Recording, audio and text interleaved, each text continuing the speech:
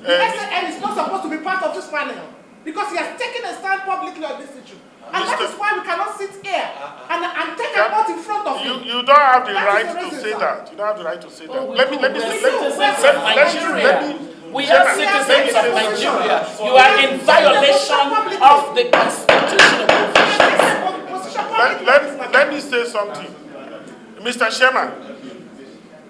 Chairman, distinguished colleagues, as members of the Ethics, Privileges Committee, we have our rules that governs our hearing.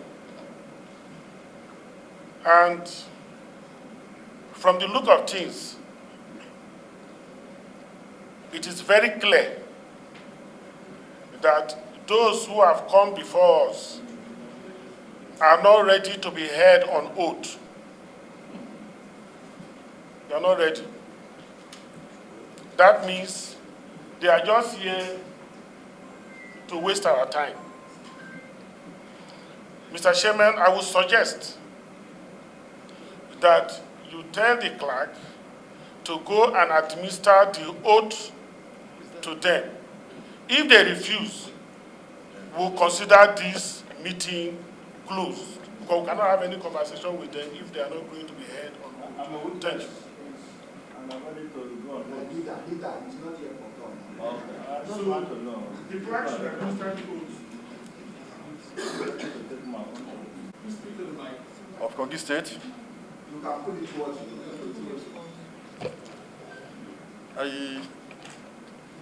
I have an objection to this committee. Number one, I remember vividly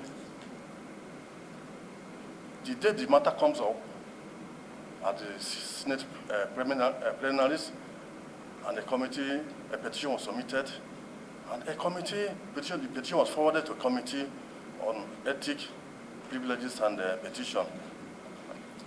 And the manner and the way this committee handled the petition, I guess my Senator Natasha, she was not given fair hearing.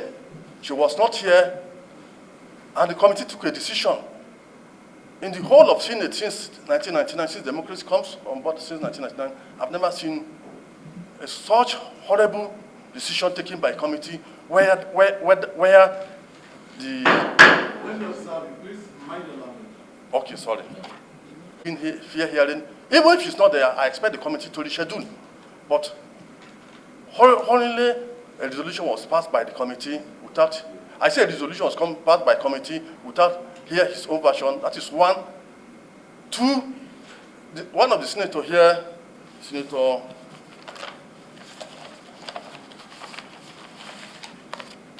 I think his son, was in the national television, said he's a principal witness on this matter. Sir, just in case I have to remind you why you're here. Yeah. You have submitted the petition. Yes. We need you to speak to the petition. Mr. Chairman, sir. Mr. Chairman, okay, go ahead. And if you're not willing to speak to your own petition, You let us know. Thank you, sir. The history you are taking us through is not before us. It's not before us. Besides, let me remind you. Yes. The petition you sent to us, you didn't give us an address.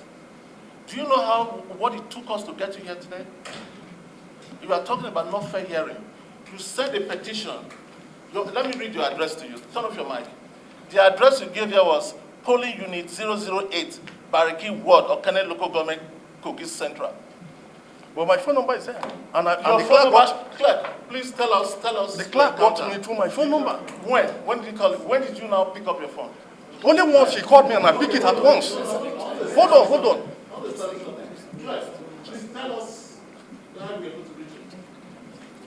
How I was able to reach him. The first hearing, he was not present. I made effort to get him through the phone number.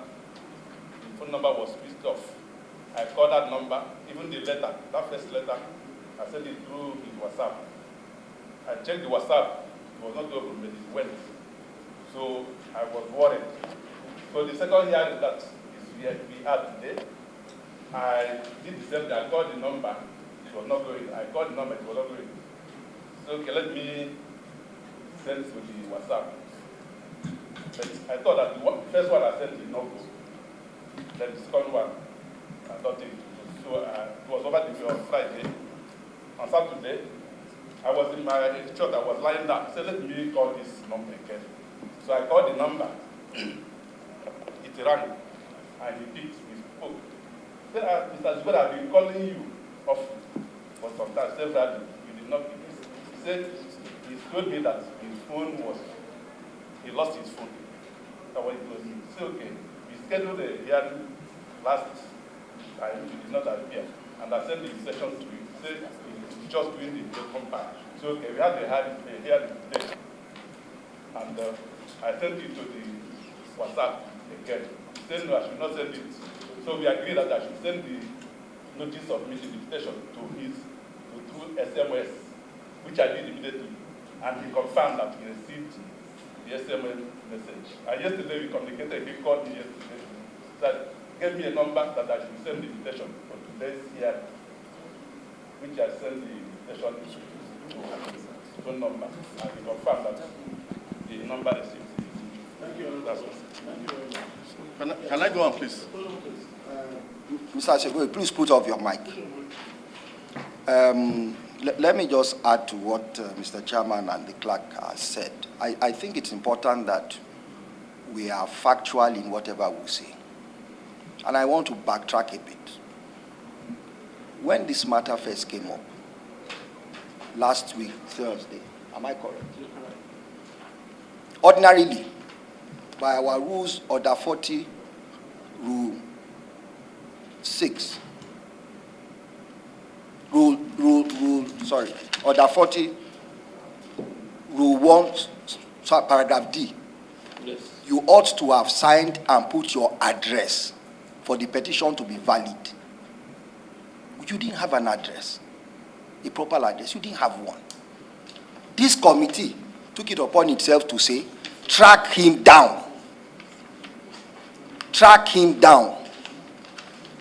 And that's exactly what he has explained to you. We could have said to ourselves, since there is no address, so be it. But we didn't do that. We said, make sure you track him down so that he can be here on Tuesday. Now, he's explained to you all the efforts that have been made to track you down. Those efforts don't show a panel or committee that doesn't want to hear you. Now, you speak about the first hearing. Are you aware that a lawyer wrote to us and said Senator Natasha will not appear? Where did you hear this story about we did it without her knowledge? She said she had received the petition and she wasn't going to come. You know, we are here for fairness. But fairness also means we must be truthful. If you did not know all the efforts that were made to track you down, you should be fair enough to at least the gentleman that you spoke to, who made all efforts to ensure that you are here today. I would like us to hear your objection, but let us be truthful, please. Thank you, Mr. Chairman. Please, I respect the Senate because it's the highest level lawmaking body for Nigeria. That is why I honored the invitation. Please, the clerk, initially I don't want to dwell on the issue of the addresses. If an address is not in a letter, the phone number is more or less an address. And when he called me, I told him that I'm sorry, armed robber attack came to my house. The clerk, that's what I told you. And I told you my phone was stolen. I just did a welcome pack. Is that not what I told you, sir, the clerk? That's exactly what you said. Then you should not blame me as if I don't want to come. No. You don't want to come. No, from your perception, Mr. Subedu, you said you made a veiled allegation suggesting that is not that. issue, sir. So let's go to the business of the day, please. Yes, my issue is I cannot say anything because one, I have observation about the committee. I have objection about the committee. Objection, Mr. Chairman. So on record, don't overrule me. On record, you say you cannot say anything because you have an objection. I have because no. Let me get that correctly. You are saying to us, yes, that you will not say anything to your petition because you have objection about the committee's members. Very good. Turn on your mic.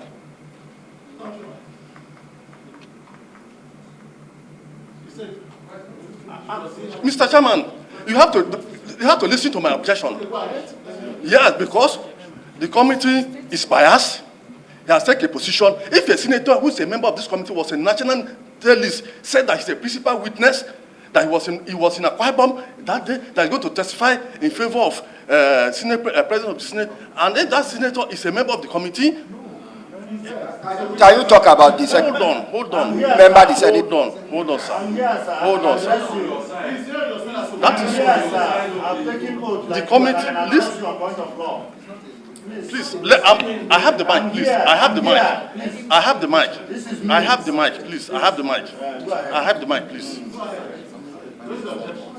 The committee has taken a position on this matter, and as far as I'm concerned, from all the antecedents within these 2 weeks that this incident happened, there is no fair hearing, and I believe I cannot get the best from the committee. I object that an ad hoc committee should constitute, a special ad hoc committee should constitute to hear this petition, because you cannot be a judge in your case.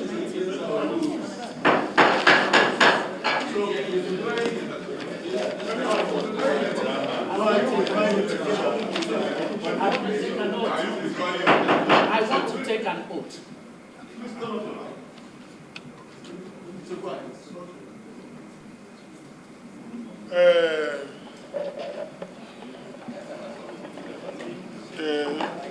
Mr. Chairman, distinguished colleagues,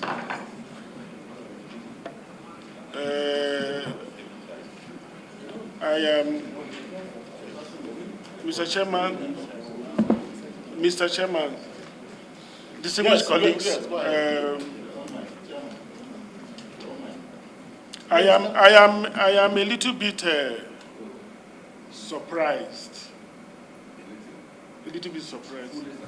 Okay, fully surprised. Thank you, Ticket. By the comments that are coming from the other side.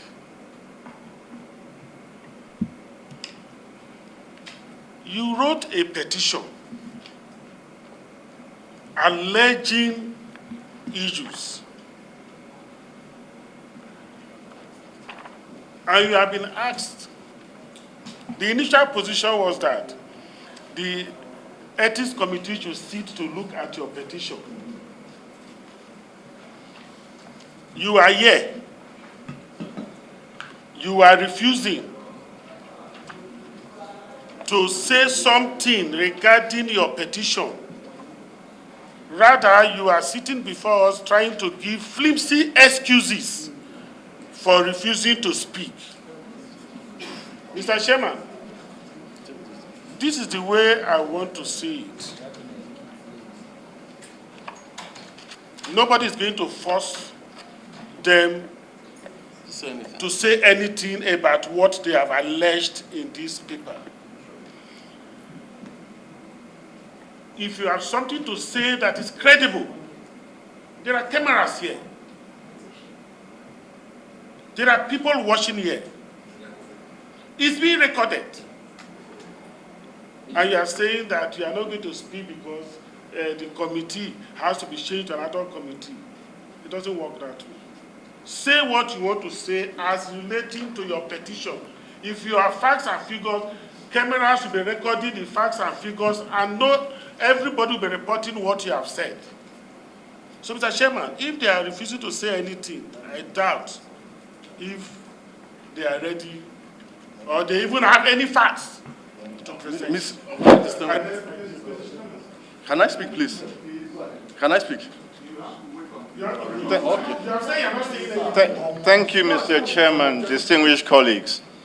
I cannot confirm completely, but I want to suspect that the senator who we are hearing was on national TV, that the gentleman is saying is biased, is our very own Senator Peter Waboyi, who is seated across there, and who, as a witness, and who does not therefore form part of this panel.